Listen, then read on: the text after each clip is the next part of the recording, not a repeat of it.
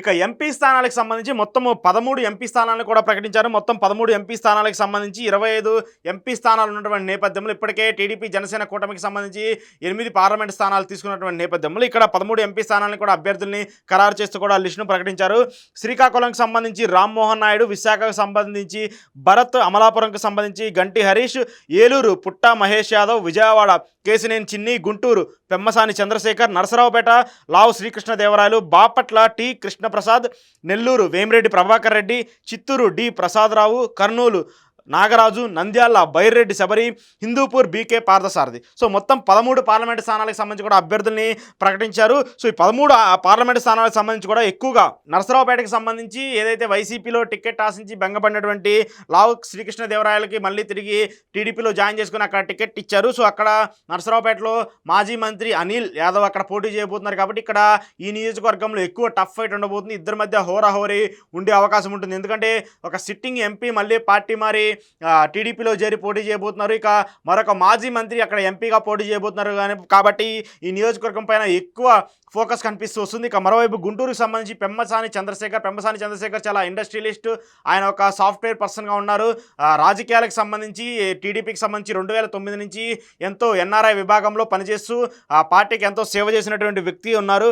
So ఆయనకి తిరిగి అవకాశం కల్పించారు. గుంటూరు ఎంపీ అభ్యర్థిగా ఏదైతే గతంలో పోటీ చేసినటువంటి వ్యక్తిని కాదని చెప్పేసి ఈసారి పెమ్మసాని చంద్రశేఖర్కి అవకాశం ఇచ్చారు. సో ఆయన రాజీనామా చేయడంతో పార్టీకి సంబంధించి రాజకీయాల నుంచి వైదొలగడంతో సో పెమ్మసానికి అవకాశం కల్పించారు. ఇక మరోవైపు బాపట్లలో మాత్రం కొంత ట్విస్ట్ ఇచ్చారు. ఎందుకంటే బాపట్లకు సంబంధించి అక్కడ ఉండవల్లి శ్రీదేవి టికెట్ ఆశించారు. అక్కడ ప్రస్తుతం అది ఎస్సీ రిజర్వ్ నియోజకవర్గం కాన్స్టిట్యున్సీ కాబట్టి ఉండవల్లి శ్రీదేవి ఆవిడ గతంలో ఎమ్మెల్యేగా పోటీ చేశారు. ఆ తర్వాత వైసీపీలో విభేదాల కారణంగా బయటకు వచ్చేసి టీడీపీ పార్టీలో జాయిన్ అయ్యారు. సో ఆవిడ ఖచ్చితంగా ఎమ్మెల్యే టికెట్ ఆశించారు తాడికొండకు సంబంధించి. కానీ అక్కడ శ్రవణ్కు అవకాశం కల్పించడంతో ఆవిడని ఎంపీగా రీప్లేస్ చేస్తారంటే కూడా చెప్తూ వచ్చారు. ఎందుకంటే ఎస్సీ రిజర్వ్ నియోజకవర్గం కాబట్టి బాపట్లకు సంబంధించి ఆవిడ పోటీ చేస్తే గెలిచేందుకు ఎక్కువ అవకాశం ఉంటుంది. అలాగే రాజధాని ప్రాంతానికి చెరువులో ఉండే నియోజకవర్గాల్లో కూడా మింగిల్ అయి ఉంటుంది కాబట్టి సో ఆవిడ క్యాపబిలిటీకి ఖచ్చితంగా అక్కడ చెక్ పెట్టేందుకు కూడా అవకాశం ఉంటుంది అనేది కూడా టీడీపీ భావించింది. కానీ ఇక్కడ మాత్రం కొన్ని అనూహ్య పరిణామాల వల్ల ఇక్కడ టి కృష్ణప్రసాద్కి అవకాశం కల్పించారు. మరి ఇక్కడ ప్రస్తుతం ఎంపీగా నందిగం సురేష్ ఉన్నారు. నందిగం సురేష్ 2019 ఎన్నికల్లో పోటీ చేశారు. జగన్మోహన్ రెడ్డి అనూహ్యంగా ఒక కొత్త వ్యక్తిని తెరపైకి తీసుకొచ్చి అక్కడ విజయం సాధించేందుకు కృషి చేసినటువంటి నేపథ్యంలో ఇక్కడ నందిగం సురేష్కి అవకాశం కల్పించడంతో మళ్ళీ ఇప్పుడు కూడా నందిగం సురేష్కి అవకాశం కల్పించారు. సో నందిగం సురేష్కి చెక్ పెట్టాలంటే శ్రీదేవి బెటర్ ఆప్షన్ అని చెప్పేసి కూడా ఇటు లోకేష్ ప్రతిపాదించారు. అలాగే పార్టీకి సంబంధించిన కొన్ని కీలక నేతలు ప్రతిపాదించినప్పటికీ కూడా చంద్రబాబు అవన్నీ కాదని చెప్పేసి ఖచ్చితంగా ఇప్పుడు కొత్త వ్యక్తికి అవకాశం ఇవ్వాలని చెప్పేసి టి కృష్ణప్రసాద్కి అవకాశం ఇచ్చాడు తెలిసింది. ఇక హిందూపూర్కి సంబంధించి కూడా హిందూపూర్కి బీకే పార్థసారికి అవకాశం ఇచ్చారు. బీకే పార్థసారథి అయితే హిందూపురానికి సంబంధించి హిందూపురం నియోజకవర్గాన్ని బీజేపీ ఆశించింది. బీజేపీ ఇక్కడి నుంచి పోటీ చేయాలని చెప్పేసి భావిస్తూ వచ్చింది. కానీ హిందూపురం పార్లమెంట్ పరిధిలో ఉన్నటువంటి 7 నియోజకవర్గాల్లో టీడీపీకి ఎక్కువ ఎడ్జ్ ఉన్నటువంటి నియోజకవర్గం, ఎక్కువ అవకాశం గెలిచేందుకు అవకాశం ఉన్నటువంటి నియోజకవర్గం కాబట్టి దీన్ని వదులుకోవడానికి టీడీపీ ఆసక్తి చూపలేదు. సో ఇక్కడి నుంచి మళ్ళీ తిరిగి పోటీ చేయాలని చెప్పేసి పట్టుదలతో హిందూపురం నియోజకవర్గాన్ని తిరిగి సంపాదించుకుంది. సో దీనికి సంబంధించి ఇక్కడ బీకే పార్థసారథిని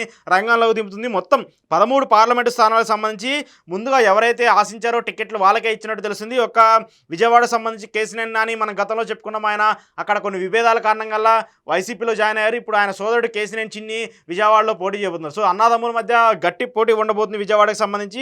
సో ఈ 13 పార్లమెంట్ నియోజకవర్గాలకు సంబంధించి చూసుకుంటే మాత్రము శ్రీదేవికి మాత్రము చంద్రబాబు నాయుడు షాక్ ఇచ్చారని చెప్పాలి. ఎందుకంటే ఆవిడ పార్టీ కోసము జగన్తో విభేదించి ఎమ్మెల్సీ ఎన్నికల్లో వ్యతిరేకంగా ఓటు వేసి మరీ టీడీపీ పార్టీకి సపోర్ట్ చేశారు. ఖచ్చితంగా ఆవిడ తాడికొండ టికెట్ని ఆశించారు. కానీ అక్కడ ఆ టికెట్ రాకపోలేదు. ఖచ్చితంగా ఆమెకి ఎంపీ టికెట్ వస్తుందని చెప్పేసి కూడా భావించడం నేపథ్యంలో ఇప్పుడు ఆమెకి టికెట్ రాకపోవడంతో కొంత నిరాశలో ఉండాలనేది ఖచ్చితంగా చెప్పొచ్చు. ఎందుకంటే అక్కడ ఉన్నటువంటి నియోజకవర్గాల్లో ఎస్సీ రిజర్వ్ నియోజకవర్గం బాపట్ల మాత్రమే ఉంది కాబట్టి అక్కడ పోటీ చేస్తే గెలిచేందుకు ఎక్కువ అవకాశం ఉంటుంది. సో ఆవిడ ఇప్పుడు ఎక్కడ రీప్లేస్ చేస్తారు, ఏ నియోజకవర్గంలో రీప్లేస్ చేస్తారు అనేది కూడా చూడాల్సి ఉంది. ఎందుకంటే ఇప్పుడు ఆల్మోస్ట్ అన్ని నియోజకవర్గాలకు సంబంధించి అభ్యర్థుల లిస్టు వెలువడిన నేపథ్యంలో శ్రీదేవి నెక్స్ట్ స్టెప్ ఎలా ఉండబోతుంది, శ్రీదేవికి సంబంధించి యాక్షన్ ప్లాన్ ఎలా ఉండబోతుంది అనేది కూడా చూడాల్సి ఉంది. సో మొత్తం 11 అసెంబ్లీ 13 పార్లమెంట్ స్థానాలకు సంబంధించి అభ్యర్థుల్ని ఖరారు చేసినటువంటి నేపథ్యంలో ఇప్పటికే దాదాపు 115 మందికి పైగా కూడా అభ్యర్థుల్ని ఖరారు చేసింది టీడీపీ. ఇప్పుడు ఒక 11 మంది. సో ఈ నేపథ్యంలో మిగతా 8 నుంచి 10 నియోజకవర్గాలకు సంబంధించి కూడా అభ్యర్థులను ఎవరిని ఖరారు చేస్తారు,